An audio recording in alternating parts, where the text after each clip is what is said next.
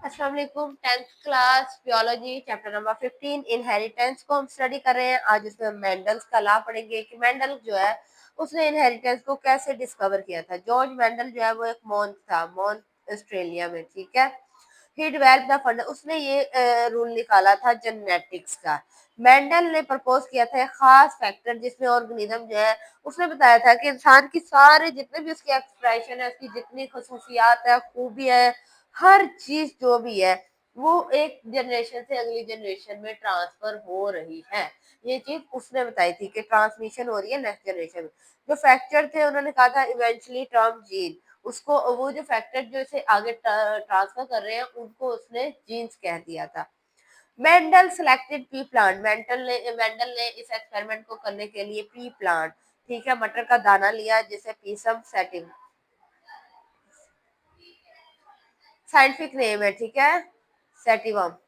To carry out, ये इतना बड़ा एक्सपेरिमेंट करने के लिए उसने इसे सेलेक्ट किया। इन हिज राइटिंग, उसकी राइटिंग में ही गिव रीजन, उसने वजह भी लिखी है कि क्यों उसने इसे सेलेक्ट किया।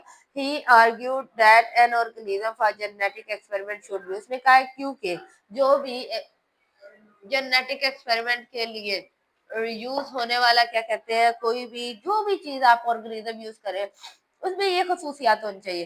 There should be a number of different trade that can be study, उसमें मुख्तलिफ खसूसियात होनी चाहिए जो आप स्टडी कर सको। Organism should have contrasting trade, उनके कंट्रास्ट होने चाहिए, मतलब कि कंट्रास्ट मिलना चाहिए। एक अगर दाना, क्या कहते हैं, सूखा हुआ है, रिंकल्ड है, एक फ्रेश है, तो ये कंट्रास्ट होना चाहिए उनमें। मतलब उसकी हाइट होनी चाहिए, हाइट का डिफरेंस, उसकी शेप, उसकी टॉलनेस, उसकी डिपार्टनेस, कद का छोटा होना, बड़ा होना, ये सारी चीजें। फिर organism should be self fertilise, उसे सेल्फ फर्टिलाइजेशन होना चाहिए, but cross fertilisation should also, cross fertilisation भी पॉसिबल है। अच्छा, सेल्फ फर्टिलाइजेशन और क्रॉस फर्टिलाइजेशन, सेल्फ जो उसी स्पीशी के, उसी पौधे के अंदर होती है फर्टिलाइजेशन, क्रॉस जो पौधा चेंज हो जाता है या किसी और के साथ वो होती है, ठीक है। द ऑर्गेनिज्म है शॉर्ट, ऑर्गेनिज्म की जो लाइफ है वो शॉर्ट होनी चाहिए ताकि जल्दी जल्दी उसका फास्ट लाइफ साइकिल गुजरे, जल्दी से वो आगे उस अपनी न्यू जनरेशन को प्रोड्यूस करे और हमें उसके करेक्टर्स जल्द से जल्द शो हो, फास्ट उसका साइकिल होना चाहिए। ये जितने भी करेक्टर्स थे ये सारे उसके, क्या कहते हैं, मटर के दाने में पाए गए थे। ये जो पौधा है मटर का, ये इसमें ये अलाउ करता है सेल्फ पॉलिनेशन, क्रॉस पॉलिनेशन भी उसमें होती है जो ट्रांसफर कर देती है पोलन ग्रेन को। मतलब पोलन ग्रेन का आपको पता ही है कि पौधे में से पोलन जो है फ्लावर से दूसरे फ्लावर में जाता है, उसकी ओवरी में जाता है। एंथर में जो है मेल गमेट्स पैदा होते हैं और ओवरी में फिर वो गिर जाता है और उसके बाद वहां पे रिप्रोडक्शन होती है, ठीक है। ई ट्रेड, हर ट्रेड, उसकी हर खसूसियात पौधे की आप स्टडी कर सकते हो डिजिटल फॉर्म में। मेंडल सक्सीड, मेंडल अपने कामयाब हो गया, नॉट ओनली बिकॉज, ना सिर्फ इसके लिए कि उसने सही ऑर्गेनिज्म सेलेक्ट किया, बल्कि इसके लिए कि उसने जो एनालाइज किया रिजल्ट को, वो उसने प्रिंसिपल स्टैटिस को यूज किया था। उसने स्टैट को सही से यूज किया था। जब भी कोई एक्सपेरिमेंट होता है तो उसके लास्ट में एक स्टैट लगाई जाती है, फार्मूला लगाया जाता है और वही आपके रिजल्ट को प्रूव करती है।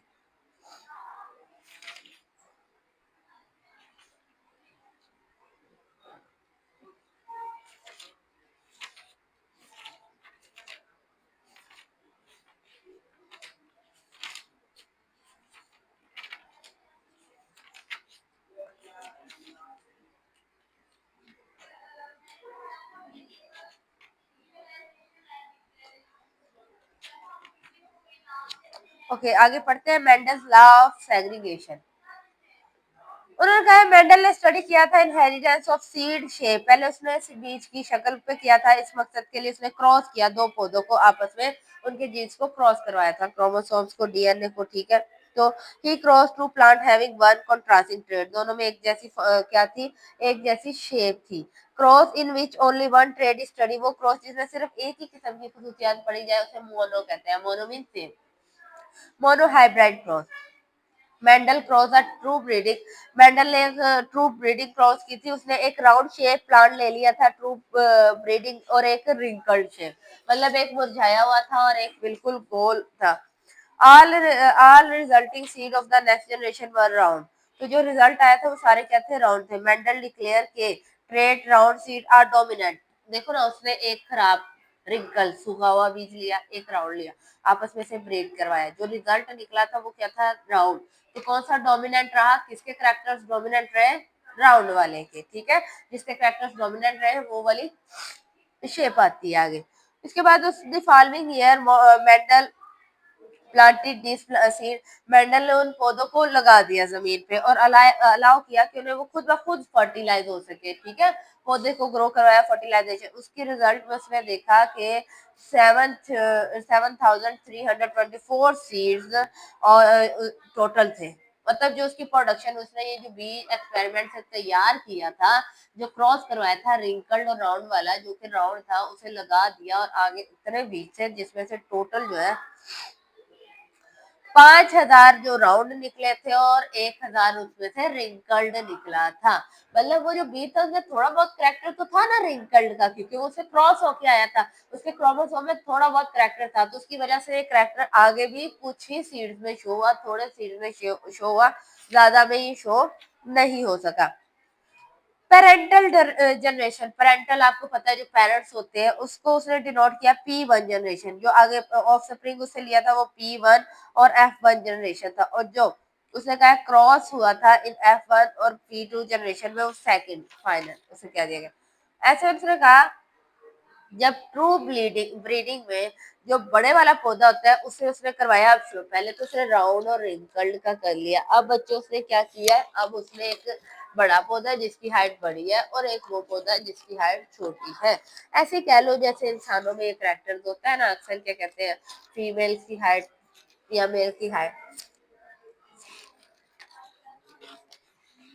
उसकी वजह से यूं हुआ कि मेंबर जो है F1 जनरेशन, F1 कौन सी थी, F1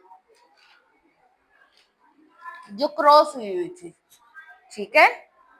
F1 बच्चे जो क्रॉस हुई थी वो जनरेशन जो पहले वाली क्रॉस हुई थी, उसके सारे जितने भी वो थे टाल आए थे और डोमिनेंट ट्रेड, इसमें कौन डोमिनेंट आया, F1, मतलब कि टाल वाले पौधे जो है बड़े वाले वो डोमिनेंट आ गए, तो आगे ग्रोथ भी सारी वैसे ही हुई, और ये उसने रेशियो शो करवाई है।